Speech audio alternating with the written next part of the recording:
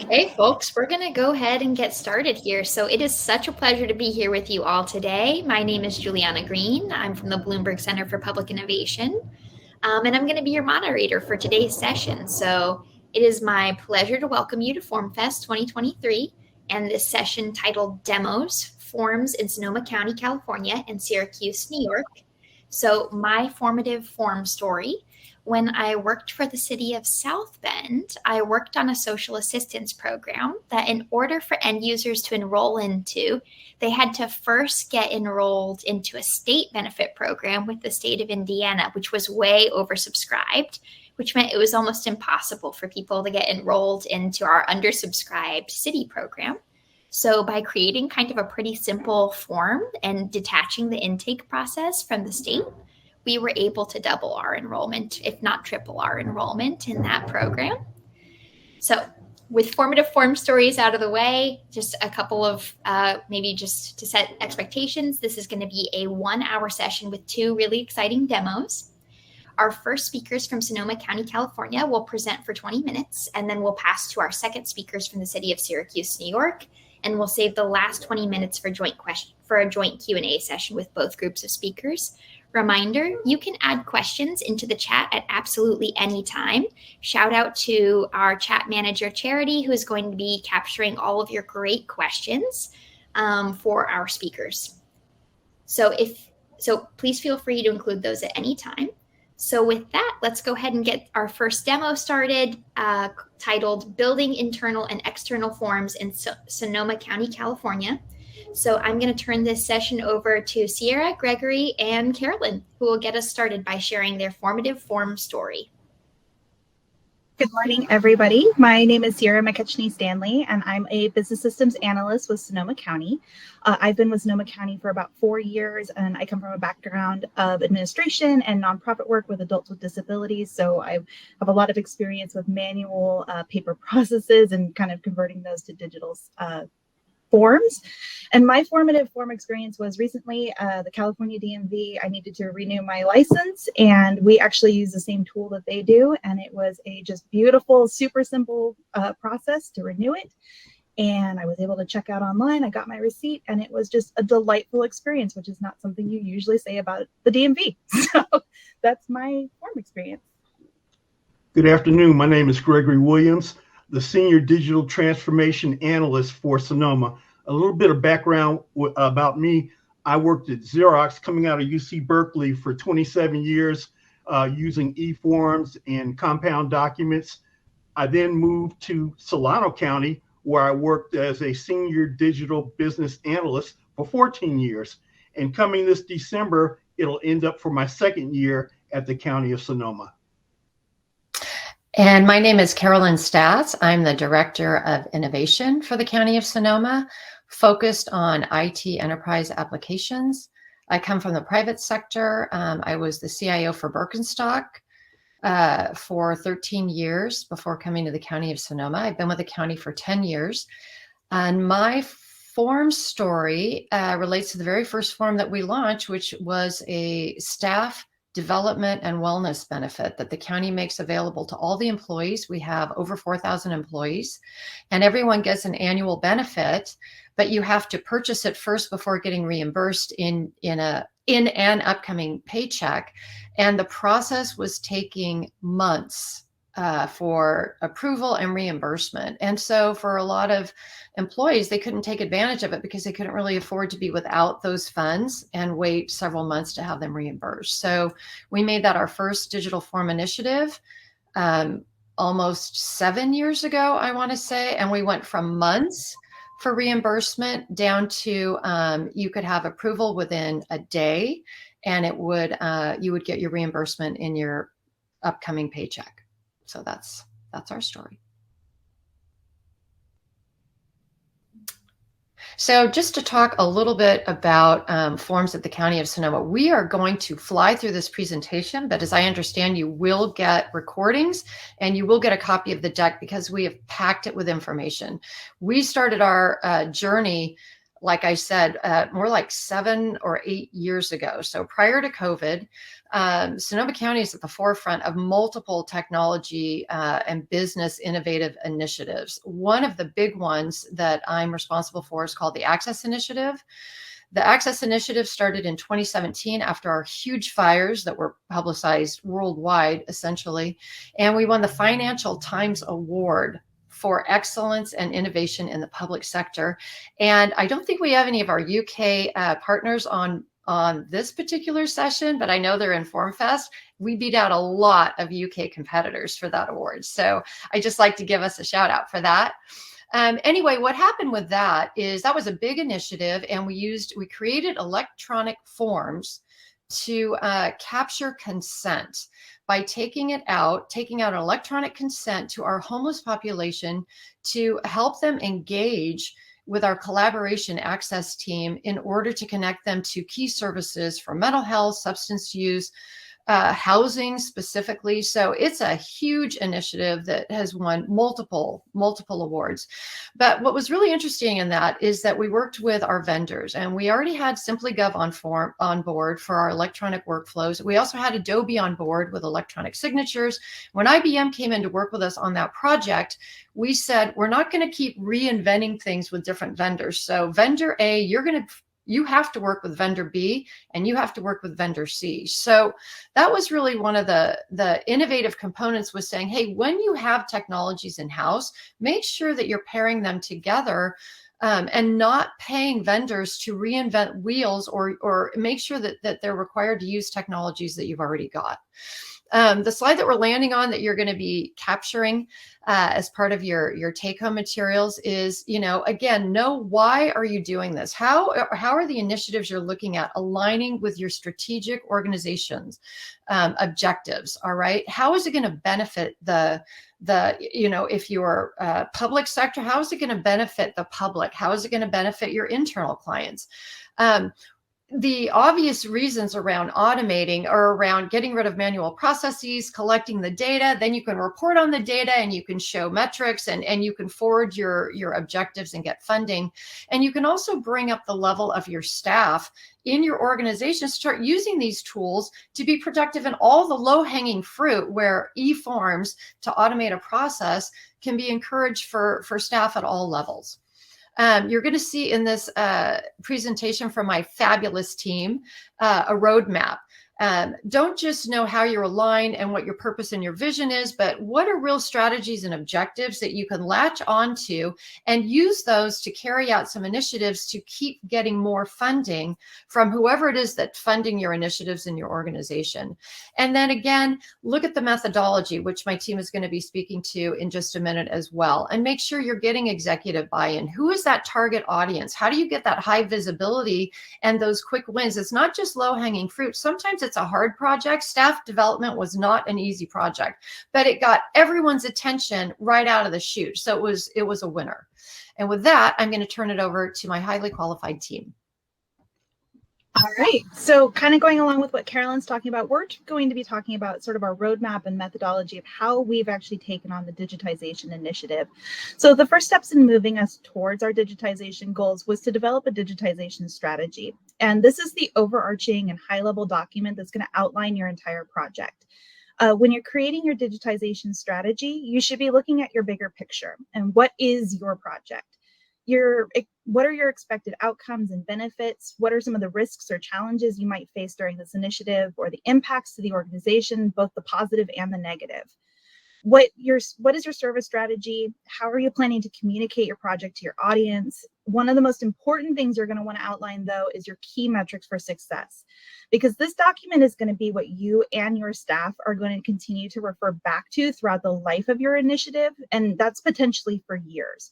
As Carolyn said, we've been working on this for well over 7 years now. So it needs to be able to provide guidance on moving forward through multiple phases of your project.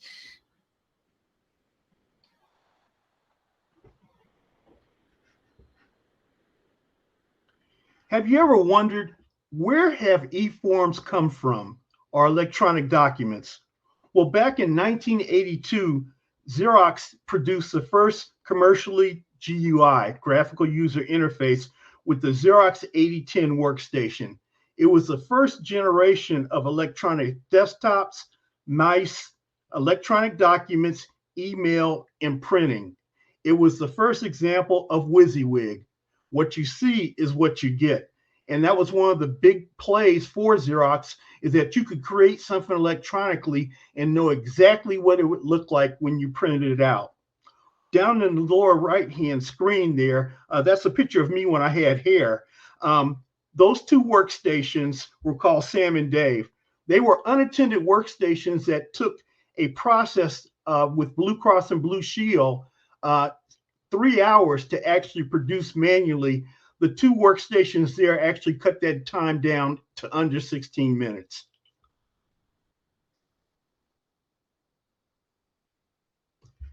Tool belt. What tools do you use for eForms and other things? For us, we look at SimplyGov as a go-to digital transformation powerhouse.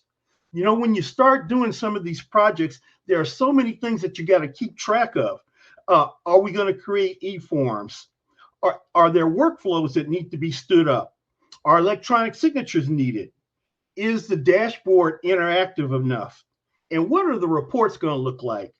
You know, in a lot of instances, this could be 5 to 6 different products, 5 to 6 different companies.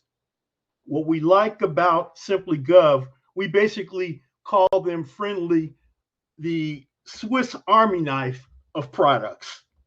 And what comes in the box? Well, when you come back and actually go through the presentation up there at the top in the blue, you can see just a sample of stuff that comes out of the box with SimplyGov. Simply incredible. Sonoma County also utilizes Adobe Acrobat DC Pro and Adobe Sign really heavily for our eForm processes. These are two of our forefront tools for staff to self-service in the transition from paper to electronic processes. There's a lot of resources available for Adobe internally and online that makes it one of the easiest tools for anybody to pick up at any time. Our staff is able to use the Convert to Form tool on existing documents to quickly develop their own eForms, which is a great asset to it. Adobe Sign has an online management portal for staff to be able to track documents sent for e-signature and be able to manage those agreements efficiently. Adobe also offers a really wide range of integrations that we are regularly able to tie into other tools that we use within the county. Again, speaking to Carolyn's, making your tools talk to each other and leveraging them against each other.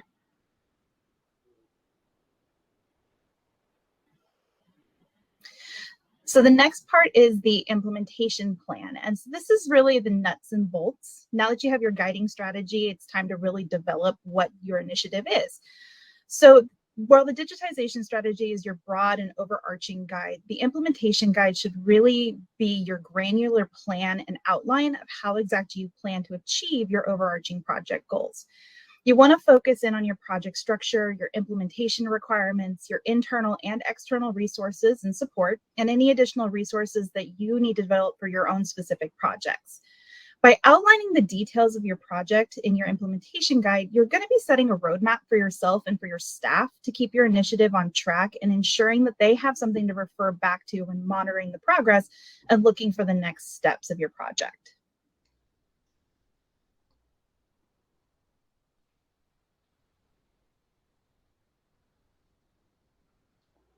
A little bit earlier, Carolyn talked about one of the first big applications was the staff development and wellness program.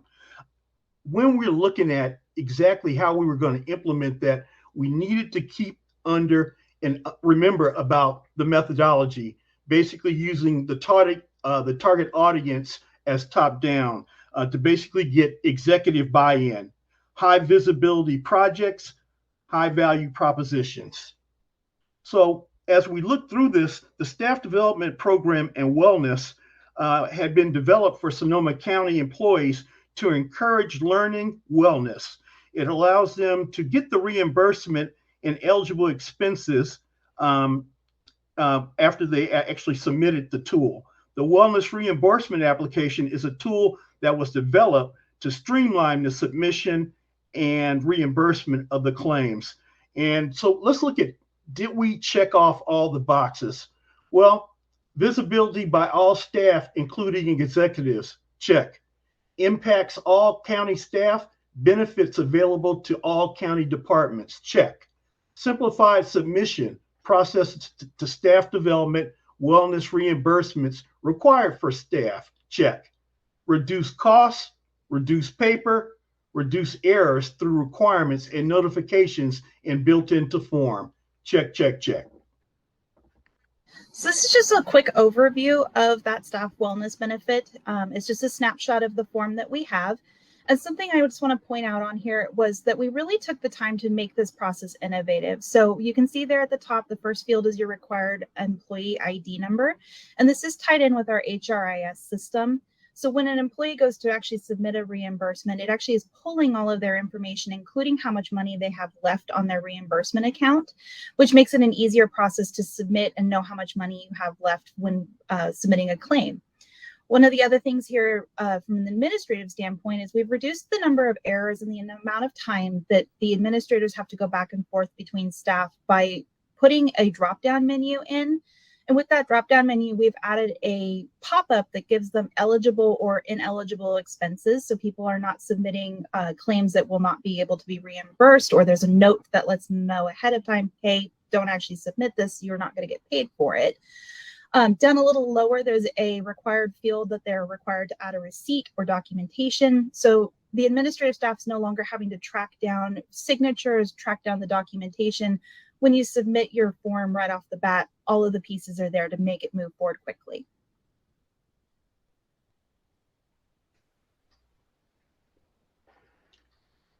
Well, success breeds success. After the staff wellness program application was launched, we found that a lot of inquiries from all different departments about what other things could we do with e-forms. One of the things that we found out very quickly was that with all this stuff coming in, we needed to create a master project list. And basically, what would that list give us? Well, it helps us evaluate our staffing needs, our training needs, our short-term scheduling and development for these applications. It creates an expense forecast and for developing budgets. And then lastly, developing grants and other funding proposals. But for me, one of the most important things that would happen is that for each department and application, we needed to actually identify the department advocate. Well, what does that mean? Well, we develop basically a partnership when we're going in to do these applications that me as a subject matter expert in Simply Gov would partner with the subject matter expert in the particular department. Working together, we train to develop the expert tools.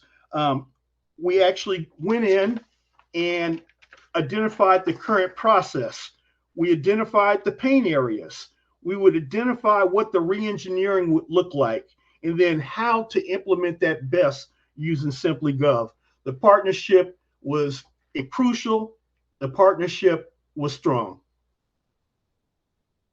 Working with your subject matter experts, the other thing that's really important is developing a baseline for your projects and the requirements.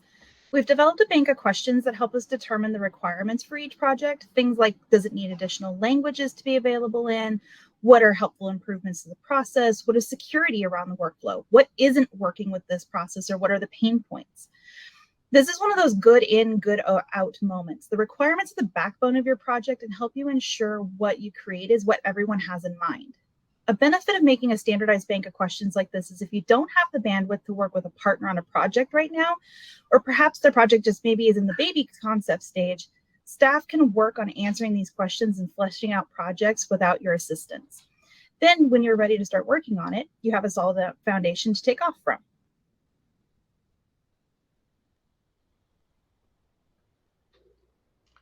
Design, develop, deploy. I always, when I'm starting off a project with my customer, I take them through, I want you to paint me a picture. I need to understand exactly and become a subject matter expert in this particular application. And that's why the partnership that we leverage between the subject matter expert for Simply Gov and the subject matter expert for the department mixes in so well. This example here is pretty interesting because generally when I start and talk to the different departments, they'll come back and say, Greg, we think we got it. It could be only about 3 or 4 steps. Sadly, it's never 3 or 4 steps. And what you see here might have started off with 3 steps, and now you see what you have here. It's basically taking their present state, working with them to create their future state. One of the most important things that you can do during your journey to digitization is to educate, empower, and enhance your staff. And the more comfortable your staff become with the technologies that are available to them, the stronger your organization is going to become as a whole. People become invested, and frustration with tools is reduced, and technology adoption is increased. Projects have a higher chance of success as people take ownerships of the projects that are within their capacity. You can create so many paths to adoption and success by providing education in a variety of formats, and live learning, documentations, and materials are key to firing up your entire organization. So this is just kind of a little overview of some of the tools and resources that we've developed. So we did some live learning opportunities. You can see we had a schedule there where we went through an entire week of services and trainings that we offered as live trainings and recordings afterwards. We offer a variety of resources in different formats. So this is all about the same subject. There's a detailed guide, a simplified guide, and short form video to learn about the same subject. We created a resource hub in our SharePoint site. So staff can come to this at any point in time. They can get information about any of the tools that we offer. They can go and find resources about specific tools within those tool sets or how to do a specific item. There's also just general information about our initiative and project as a whole, as well as our contact information. So if people have questions, they can reach out to us. And tying that resource hub into the help desk resource. So we use Confluence for our help desk, and being able to provide our help desk staff with the tools to be able to support staff in our wake is really important.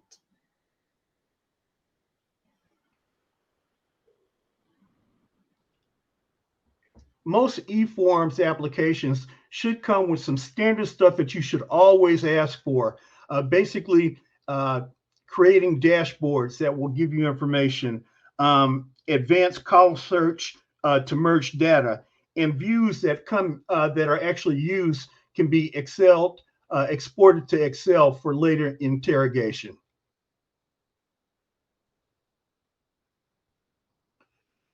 My most favorite part here is the reports. In all my years, generally when people give me a report, it's generally 100 rows and 20 columns, and you can't make sense of it.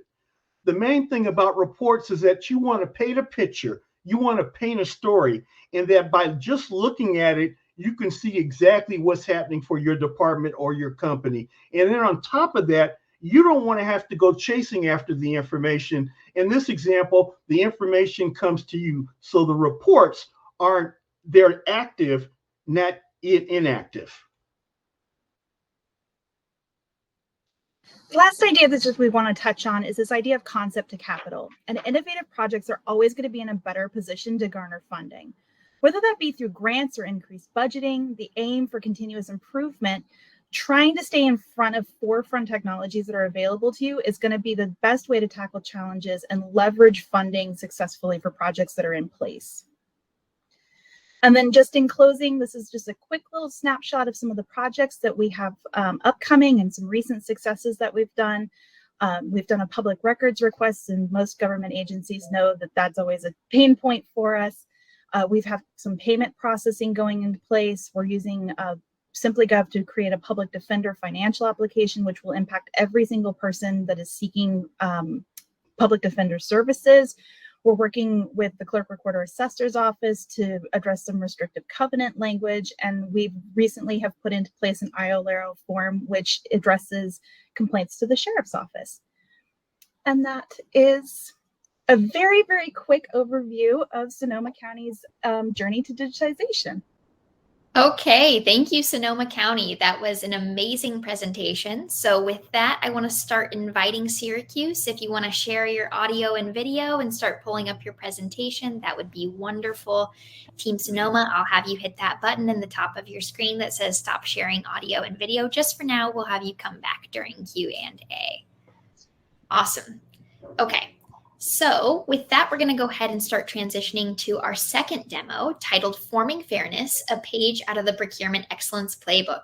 So now I'm going to turn it over to Rebecca, Jordanna, and Mia, who are going to get us started by sharing their formative form story. Thank you so much, Team Syracuse. Hello, everyone. My name is Rebecca Lumpkin. I'm the Assistant Director of Equity, Compliance, and Social Impact here at the City of Syracuse. A little background on me, I am a 10-year Navy veteran.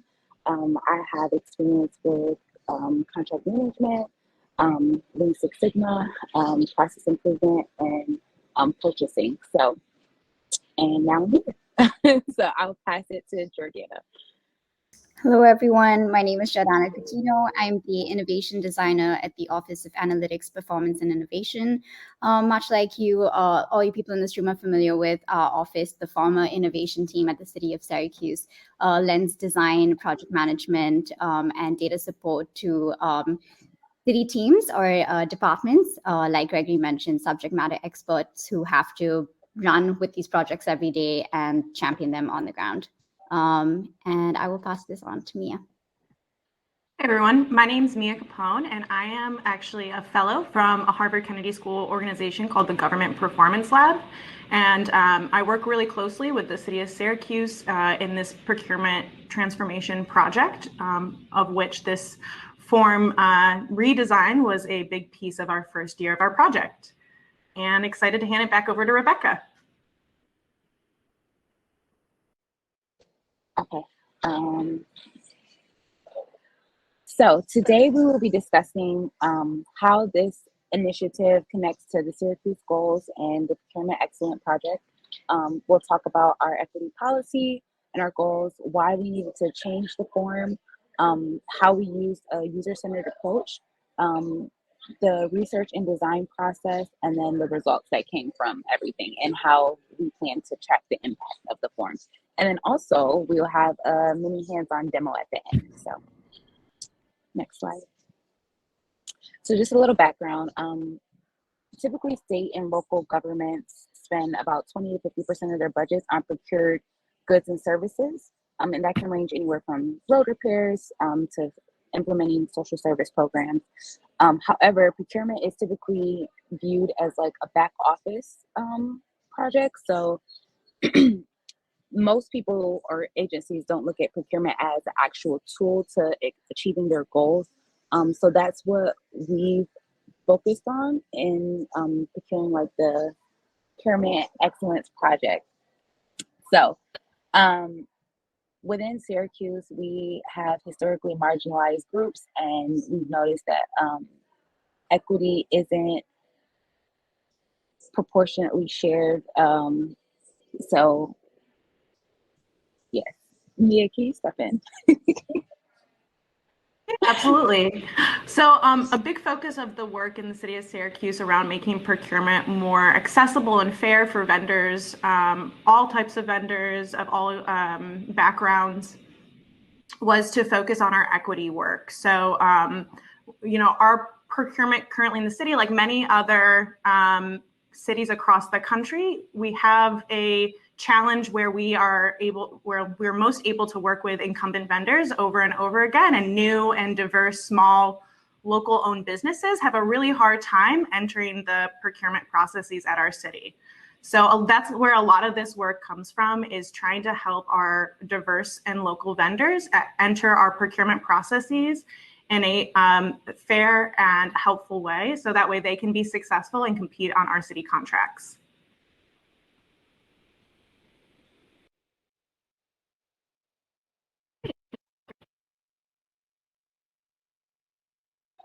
So some barriers that we have regarding our vendor community is the process, vendor engagement, and then also the historic inequity that Mia just spoke to. So in regards to the government procurement process, it was typically difficult to navigate, and not only was the process challenging, but also people viewed doing actual business with the government as a barrier. They said that it was hard to do business with us, and that kind of was like standoffish, and vendors didn't want to engage with us. Another barrier where a lot of business owners said that the opportunities weren't widely shared, and we weren't transparent in what those opportunities were. So that also created a barrier between businesses and smaller firms, and that allowed like the larger firms to dominate over them. And then in allowing the larger firms to dominate over them, that contributed to the inequities from the disenfranchised firms, and contributed to discrimination as well, and allowed them not to be able to win contracts or their willingness to even try to win the contract. So they automatically cancel themselves out of the process. So yeah, next slide. So for us, within doing the procurement excellence projects, we have three main pillars that we are looking, that we center our equity approach around. So we focus on our MWBEs, which is our Minority and Women-Owned Business Participation Program. So prime vendors, we require them to subcontract to at least 30%, which is 18% minority and 12% women, to be able to work with MWBEs within their contracts. And this applies to our construction contracts or professional services at $50,000 or more. We also focused on our workforce diversity. So if the prime vendor has 30% or more diverse, then they aren't obligated to subcontract. So we want to empower the primes to cultivate a diverse workforce as well, not just subcontract. Like, we want the actual business owners to incorporate diversity within their business. And this also applies to construction and professional service contracts of $50,000 and more. And then we also have a local hiring ordinance, which at least 20% of the prime vendors' employees working on the contract has to live within the city of Syracuse. So we're really pushing this so that we can keep local dollars fueling our economy, and we want to make sure that the people in the city, like of the city by the city essentially. So we want to make sure the people in the city are getting the work as the projects comes through with like state funding, city funding, county funding. And this applies to construction and non-professional services contracts of $100,000 or more. Next slide, please. So specific challenges for particular to the city of Syracuse and our program, there were a lot of complaints regarding our application process. So New York State's application, the state application is notoriously known for being very long. So the city application, we had an 18-page application. So that was like long as well. And people didn't want to be bothered with it. After you get state certified, you do city certified, and the same thing. So that was something that we had to change. Also, we noticed that there was a lack of active vendors in our directory. So we had more than 300 vendors in our directory at one point, but it dropped to just 41 active vendors in the directory, and that clearly was a problem. So we had to update the directory, get it complete, and move it from being out of date, and then also improve our data collection. So ensuring that we had accurate data on the businesses that we do business with within the city, and we're able to report on them so we can truly get a sense of what the vendor community is and how our programming is doing. So yeah. And with that is how we got into fostering our vendors to the center of our process. And with that, I will turn it over to Jordanna. Thank you, Rebecca.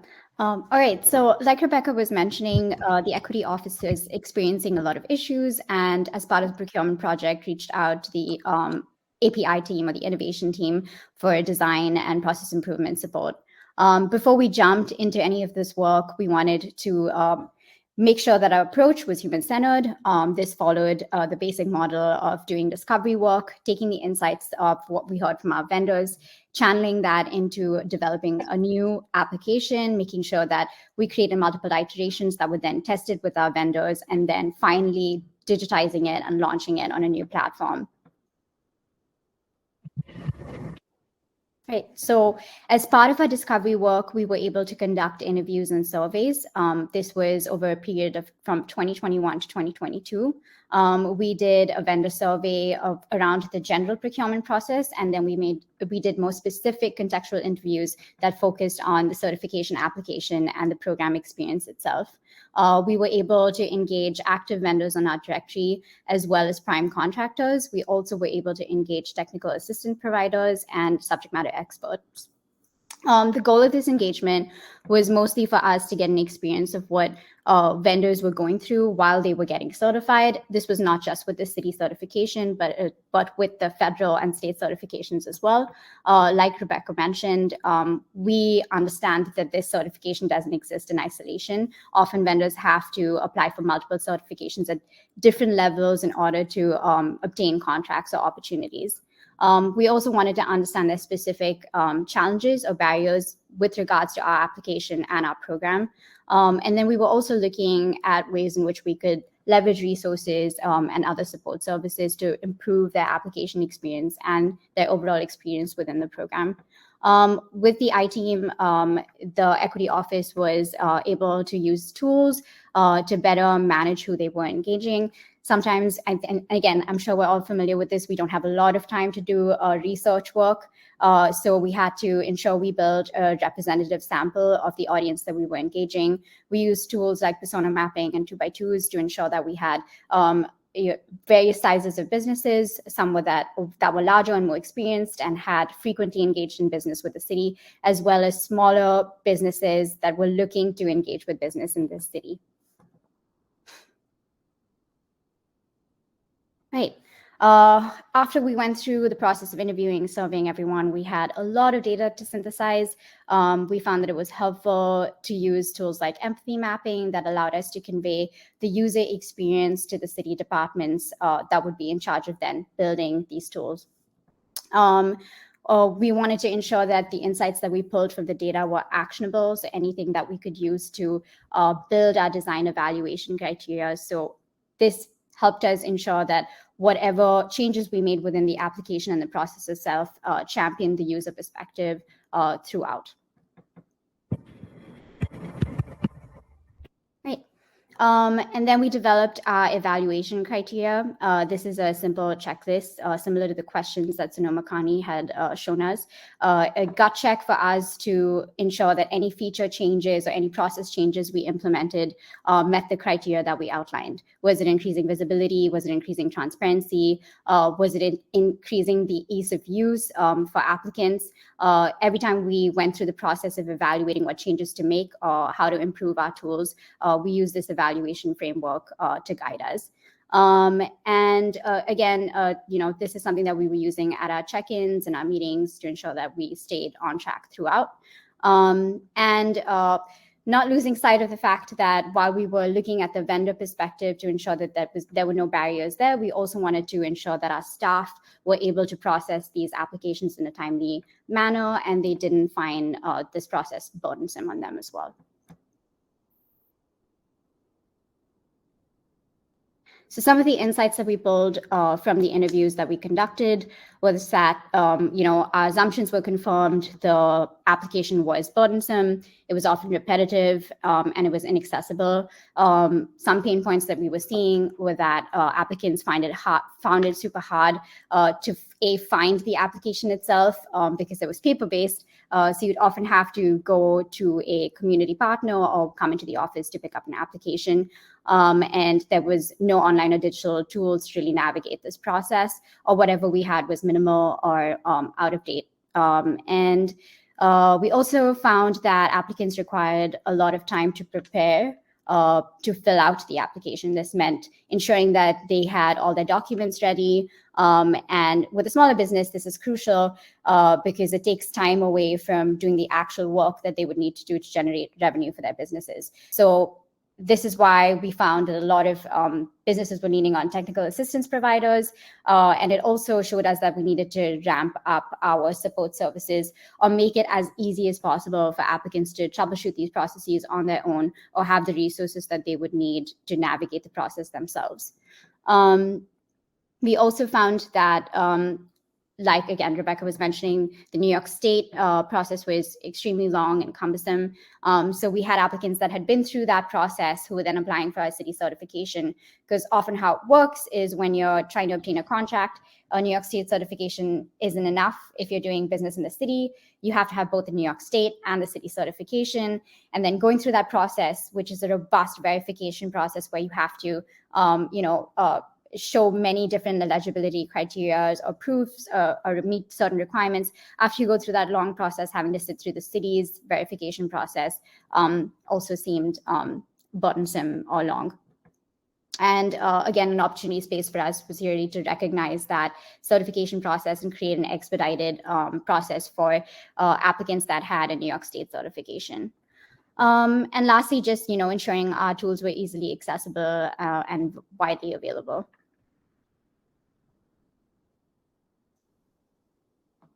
Right, so this is a quick sneak peek at the some of the products that we built using feedback that we got from our applicants. We created checklists and guides to help them, troubleshoot the application. We also created a renewal process. This is something that we didn't have before.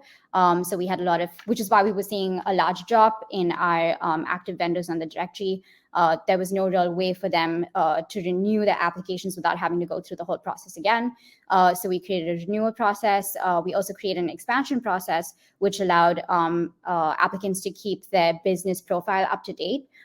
If they created new services or if they were expanding their services, this was an easy way for them to update us on their profile and their options or their opportunities. And lastly, we built a digital directory, and this is available online that gives a complete vendor profile. And it's easily accessible to our primes.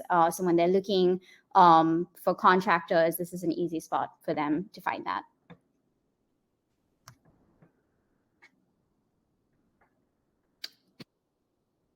Great. And lastly, we decided to keep our paper application, although we drive most of our traffic to the digital application. We do realize that having access to a web-based application isn't always something that's available to a lot of our applicants. And for this reason, we kept our paper process. One of the things that was crucial throughout this, and I didn't mention before, was that we went through the process of evaluating our city charter, which allowed us to do a line-by-line review of our application requirements, pushing a lot of our mandatory questions into an optional space. This helped us significantly reduce the number of questions on the application, as well as the length of the application. And then we, of course, have our digital application.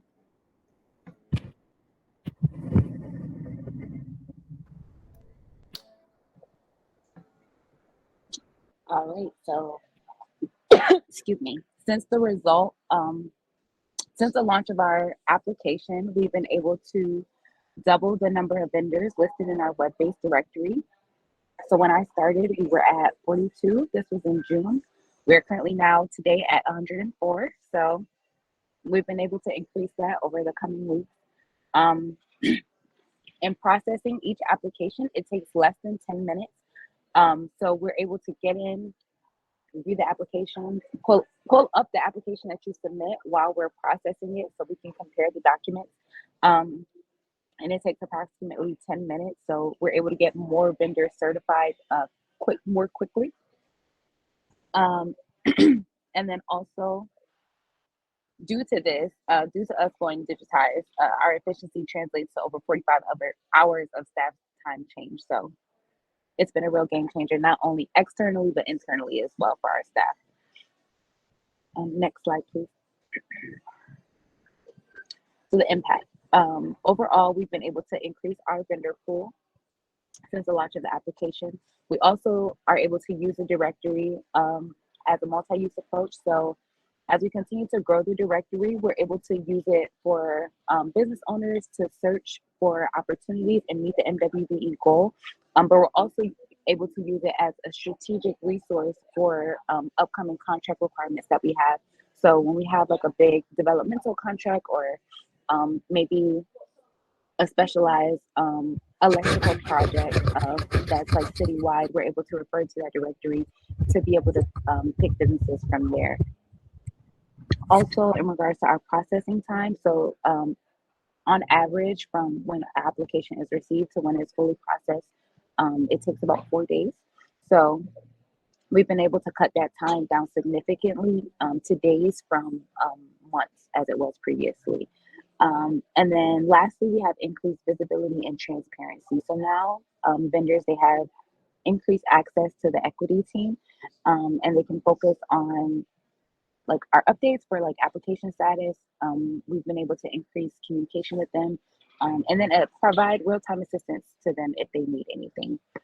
So that wraps up our presentation. So now we can get to the demo.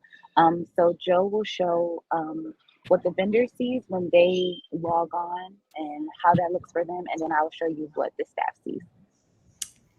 I think we might have I'm so sorry to interrupt, but I think we might, this has been an amazing session, but I think we actually might be at Q&A. If you guys wanted to do maybe 1 to 2 minutes of demo, I think we could squeeze that in, but otherwise I think we might need to scoot along to Q&A. What do y'all think?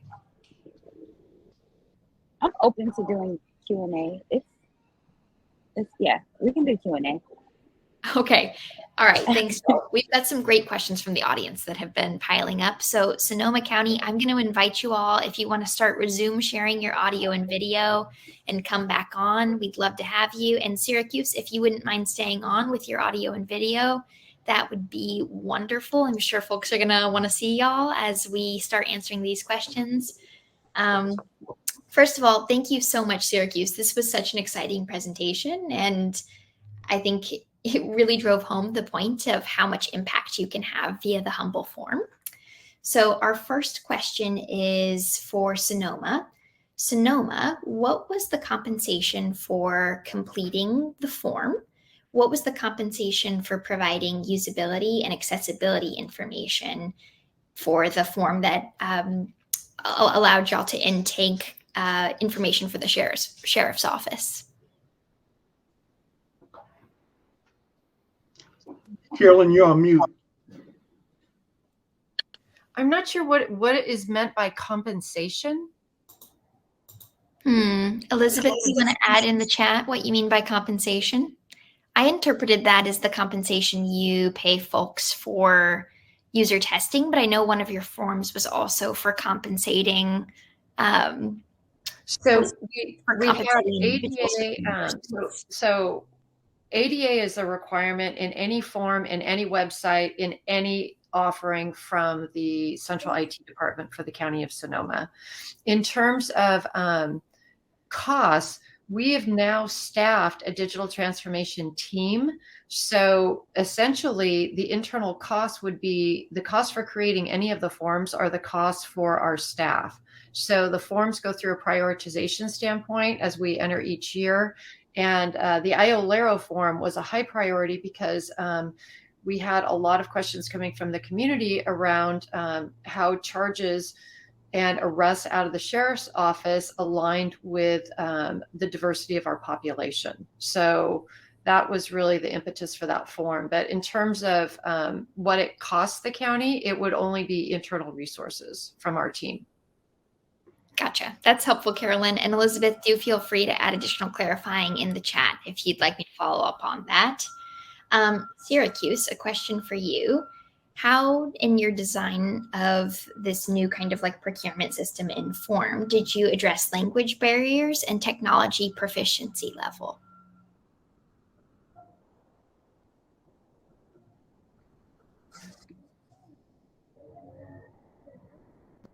Sorry, did you want me to take this one? All right. So with the forms itself, a lot of our content is on our website, which you can translate to different, I think it's 3 different languages right now. For future state, we are planning on working with the technical copywriter to make this easier to understand and hopefully get to a point where we can translate a lot of this material. With the technical components itself, we, like I said, kept our paper-based application because we realized that is good. There are going to be lots of instances where there are barriers for people being able to engage with a web-based platform. And we do have trainings on B2G as well that, get people up to speed. We also have office hours where, Rebecca and her team have been gracious to make themselves available to troubleshoot tech support, as well as giving them the opportunity to answer specific questions. And I wish Rebecca had the option or the opportunity to show you the demo, because there are specific features in there where if you're struggling with something, you can point to that specific point in your application and say, hey, I'm having an issue with this. Can you help me? And that's been super helpful to her to understand where people are struggling, as well as for us to collect the data we need to know what we need to improve. Awesome. Thank you, Team Syracuse. Team Sonoma, back over to you. How did you require the vendors that you worked with for your redesign project to work with each other? And was it part of your contracts that you had with those vendors? Anyone on my team can jump in on this, but we've always had a strong partnership with our vendors. We say we work with our vendors, and then we say we work our vendors. So as in anything, I think mainly because I come from the private sector, we're always looking at the collaborative win. And I think that's the key. So was it contractual? No. Could it have been? Yes. But I insisted, if you're going to be part of this project, then you will be working with this vendor. And this is a must have. Now you can put these things in contractually, but the problem is, a lot of the government contracts are 3 years. You do a contract, then you have a 1-up for year 2 and a 1-up for year 3. So you don't necessarily know what your projects and your vendors are going to be when you go into a contract period. So you could have some sort of general verbiage, but what I've really found with dealing with private sector companies is that if there's always a win-win in working together. Either they're out of it, right? Or they have a part of it. But, even IBM, we just spoke to the National Association of Counties on Monday. And, we told about how we told IBM, we don't want your proprietary data warehouse anymore. We want to use Power BI reports. The reports you saw on our dashboard are Power BI. Government's using Microsoft 365. They're licensing the tools. We want to be able to do this and not have to keep paying vendors to do things for us. So, you're going to put it in, and I'm going to speak about it, but you're going to look better as a vendor when you are participating and partnering with other products. And that's a fact. So you sell it to them. And it works. It's worked for 8 years. Wonderful. Thank you, Carolyn. That's awesome. Back over to Team Syracuse. Was your funding available to individuals or only established companies? And how did you think about the decision of whether it was going to be available to individuals versus established companies? And I think there's kind of a question of how you think about when an individual is kind of performing the functions that an established company is performing.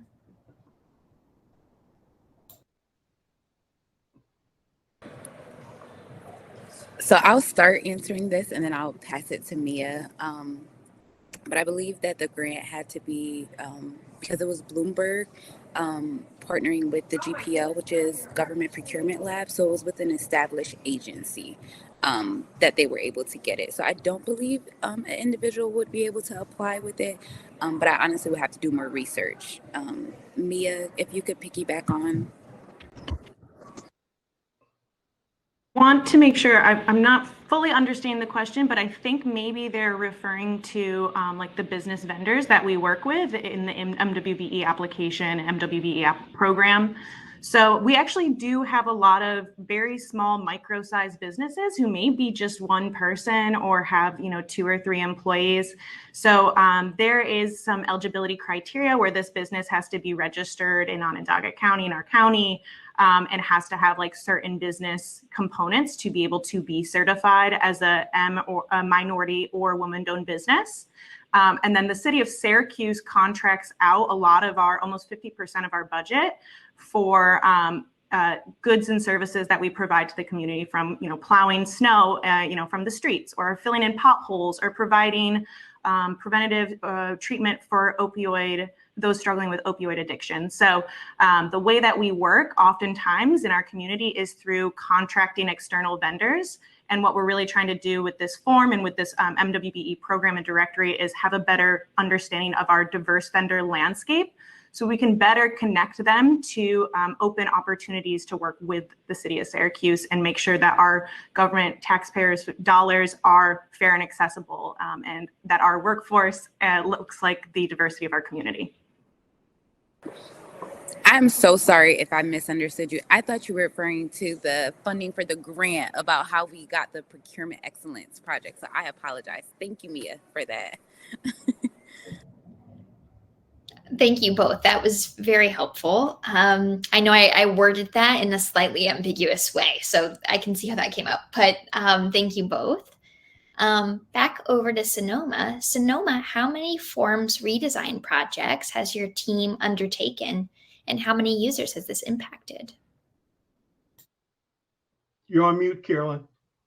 I'm actually going to hand that over to you or Cieara, because I couldn't even tell. I mean, the overall numbers would be staggering, actually. But Cieara, do you want to take a stab at that, or Greg? I'll take a stab at it. We have about 5,000 county employees, and like our wellness reimbursement one impacts everybody. I would say we've got probably about 125 active workflows that we've done, and that doesn't even begin to count the ones that are done by people who are using Adobe. So there's, just a numerous amount of workflows and projects that have been done by users themselves. And so our average use is like 25,000 Adobe signs a year.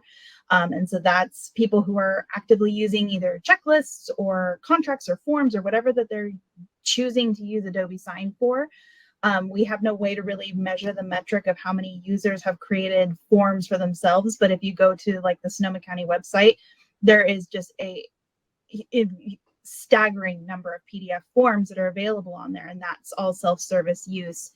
As far as using the SimplyGov tool and those really complicated workflows, we've got probably about 100 to 125 right now, and that's what's kind of come up over the last several years. And what's really sort of happened is in January, I got hired on, Greg was hired last year, and so we really have just started to build a team to support just doing this. And so this was being done by staff that was not necessarily directly dedicated to these types of projects. And so now we're moving forward so many. And in the last year, since I've been in this position for the last 11 months, we've taken on probably Greg, about 25 projects? 25 to 30.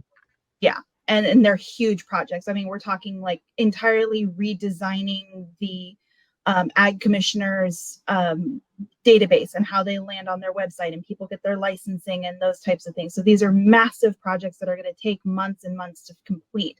So there's been a gigantic impact, and we're looking at one of those slides talked to the fact of maintaining a master project list. And this is really speaking to that moving forward, how can just Greg and I, support doing this many projects? Do we need more staff? Do we need more budgeting? Do we need those types of things? But the interest is there. Can I add to that really quick? Because we're also public facing, and if we do Form Fest again, we will have metrics on all of those numbers for public. But just some of the forms, just so you can keep track, for the Registrar of Voters, if you're doing an address change. Form.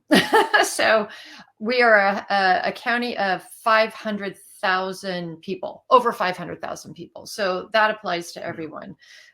One of the ones, we have a lot of fires here. And we have a lot of vineyards in the county of Sonoma and Napa County. So for workers to get behind the fire lines, we've got a form for that. So we have a lot of forms that are public facing. And a very large percentage of the public that can use them. We just don't have those dashboard numbers for you right off our fingertips right now. But we could. All right.